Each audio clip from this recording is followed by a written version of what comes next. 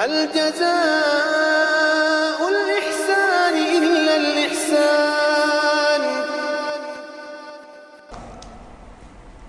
وقال نسوة في المدينة امرأة العزيز تراود فتاها عن نفسه قد شغفها حبا إنا لنراها في ضلال مبين. اب یہ بات تو پھیل گئی، مصر میں پھیل گئی، واقعات میں اس طرح پھیلی کہ اب یہ ظاہر ہے کہ وہ عزیز کی بیوی تھی، اور بیوی کی کوئی بھی بات ہے تو بڑے لوگوں کی بات تو بڑی جلدی پھیل جاتی ہے. اور خاص طور پہ ایک عجیب بات یہ ہے کہ اچھی باتیں نہیں پھیلتی، جو بری باتیں ہوتی ہیں نا وہ بڑی جلدی سے پھیلتی ہیں، اچھی باتیں نہیں پھیلتی ہیں. بری باتیں یا اگر آپ کوئی جھوٹا واقعہ یا کوئی جھوٹی چیز لے کے آ جائیں وہ فوری کی فوری پھیر رہی ہوتی، کہاں سے کہاں اس پہ جا کے آگ لگ جاتی ہے. اب یہ بات پھیلی مصر میں. اب مصر کی جو دوسری عورتیں تھیں جو دربار میں آتی جاتی تھیں، محل میں آتی جاتی تھیں، وقال نسوة فی المدینہ، اب شہر کے اندر عورتوں نے یہ کہنا شروع کر دیا امرأۃ العزیز تراود فتاها عن نفسه، کہ عزیز کی بیوی نے ایک غلام کو پھسلایا. ایک غلام. اب ظاہر ہے کہ جب واقعہ دروازے پہنچا اور ایک گواہی دینے والے نے گواہی دی تو گھر سے باہر تو خبر نکل گئی. نکلتی آگے کہاں تک پہنچ گئی کہ شہر کی عورتوں نے کہنا شروع کر دیا کہ فتح ایک غلام کے ساتھ کسی کا فریفتہ ہو جانا یہ بہت ہی یعنی مشکل امر تھا اس معاشرے میں. غلام کو انتہائی گھٹیا سمجھا جاتا تھا کہ ایک غلام کے ساتھ فریفتہ ہو گئی. قد شغفها حبا، کہ وہ اس کی محبت میں گھری ہوئی ہے، گھر گئی ہے اس کی محبت میں. انا لنراها فی ضلال مبین، عورتیں کہنے لگی کہ ہم تو اس کے بارے میں بہت ہی برا خیال کرتی ہیں کہ وہ کتنی ہی برائی میں پڑی ہوئی ہے. فلما سمعت بمکرہن، اب بیوی نے جب سنا کہ عورتیں میرے بارے میں ایسی سی باتیں کر رہی ہیں، بمکرہن، ان کی باتوں کو، ارسلت الیہن، بلاوا بھیجا سب کی طرف، وَأَعْتَدَتْ لَهُنَّ مُتَّكَأً، اور ہر ایک عورت کے لیے بیٹھنے کے لیے ٹیک لگا کے بیٹھنے کی جگہ بنائی، ٹیک والی جگہ کے جہاں وہ ٹیک لگا کے بیٹھیں. وَآتَتْ كُلَّ وَاحِدَةٍ مِّنْهُنَّ سِكِّينًا، اور ہر ایک کو ان میں سے چھری دی. سکین کہتے ہیں کاٹنے والی اس چھری کو، ہر ایک کو دی، ہر ایک کو کہا پکڑ لو. گویا کہ پھل پڑے ہوئے تھے سامنے پھلوں کو کاٹنے کے لیے. جب دیکھا کہ سب نے چھریاں اٹھا لی، سب ادھر تیار ہوگی کھانے کے لیے، اب یوسف علیہ السلام کو بلایا. وقالت اخرج علیہن، یوسف علیہ السلام کو بلا بھیجا، نکلو ان کے سامنے آؤ. فلما رأینہ اکبرنہ وقطعن ایدیہن، جب دیکھا انہوں نے یوسف علیہ السلام کو، اکبرنہ، بڑا جانا، یہ تو بہت بڑی کوئی شخصیت ہے.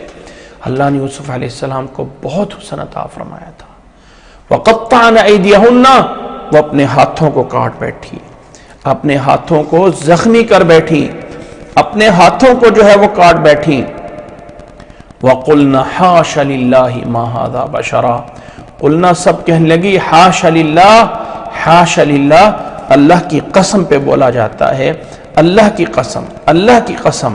عورتیں یہ کہہ اٹھی کہ حاشا للہ ما ھذا بشرا، یہ تو کوئی بشر نہیں ہے.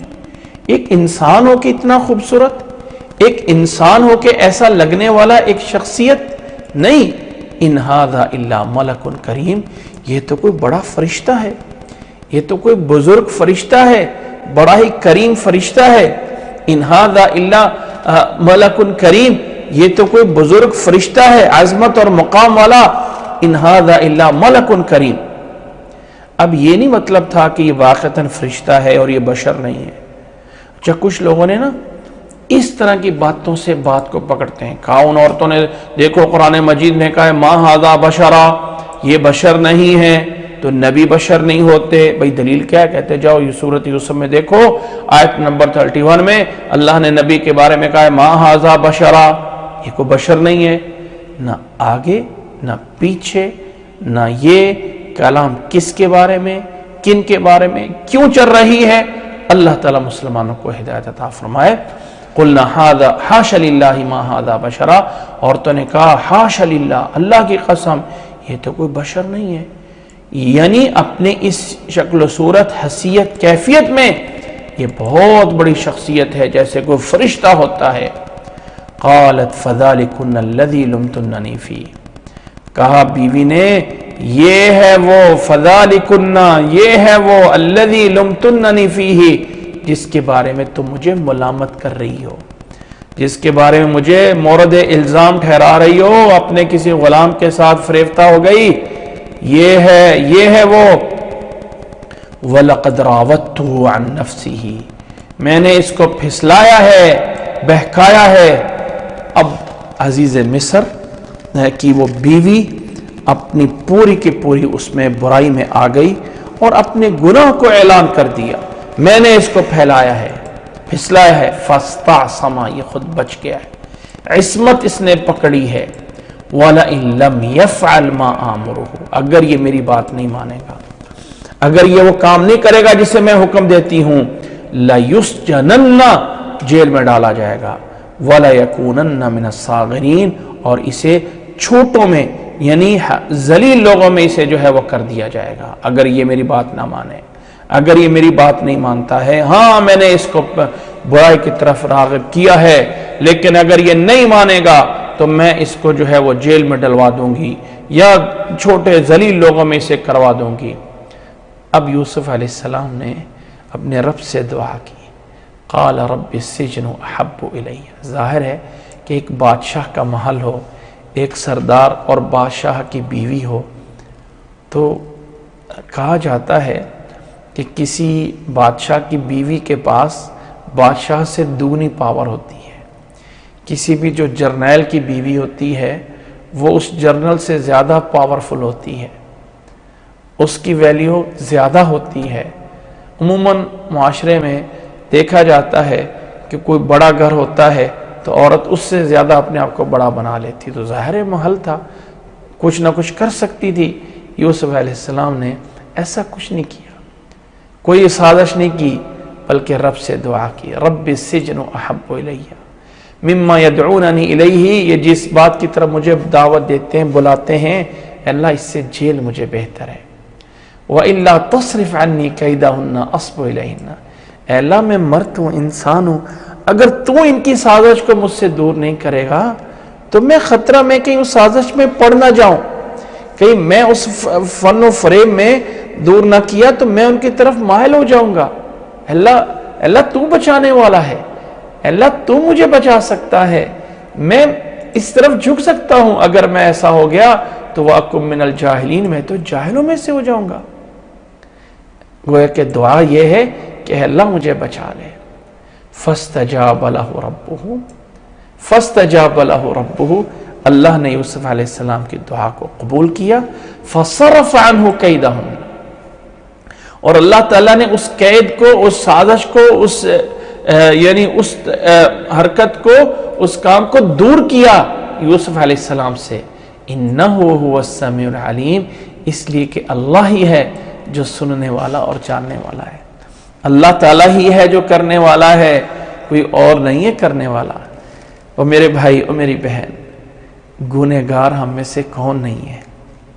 ہر ایک گنہگار ہے، بہت سے گناہ ہیں جو ہمارے آنکھوں کے سامنے ہم خود کرتے ہیں، ہمارے ساتھ جو ہمارے ساتھ ہوتے ہیں وہ کرتے ہیں، لیکن کبھی کبھی رب سے یہ بھی دعا کر لیا کریں، اے اللہ تو بچا دے ہمیں، اے اللہ تو بچا دے ہمیں، تیرے علاوہ میں کوئی بچانے والا نہیں ہے۔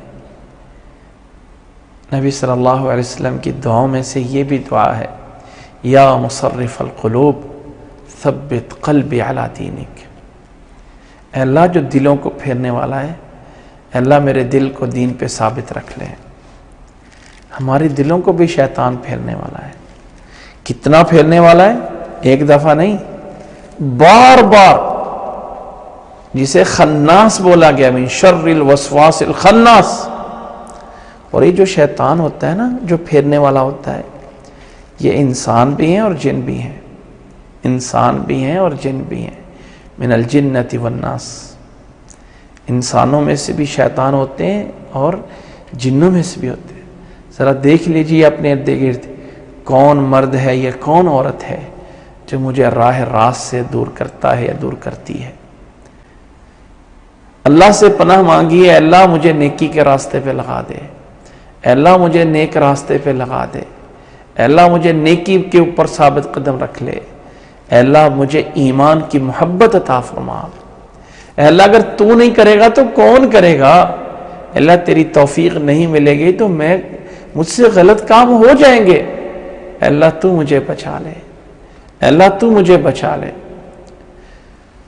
اللہ اکبر. یہ دعائیں ہوتی ہیں جو اللہ ان واقعات کو ہمارے لیے بیان کرتا ہے تاکہ ہم بھی ان واقعات سے عبرت حاصل کریں.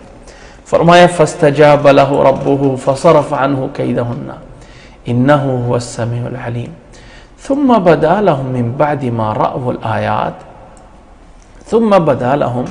قرآن مجید نے کہا ہے پھر جب ان یعنی باقی لوگوں کے سامنے اور ان سب لوگوں کے سامنے جب حالات ایسے آ گئے کہ تمام نشانیاں دیکھ لیں کہ یوسف علیہ السلام جو ہیں وہ بے گناہ ہیں لیکن ان کو بلا وجہ پھنسایا جا رہا ہے, تو یہ مصلحت سمجھی گئی کہ یوسف علیہ السلام کو جیل میں ڈال دیا جائے. ثم بدا لهم من بعد ما رأوا الآيات ليسجننه حتى حين, کچھ ٹائم کے لیے جیل میں ڈال دو, بھیج دو جیل میں. اب یوسف علیہ السلام کو جیل میں ڈالا گیا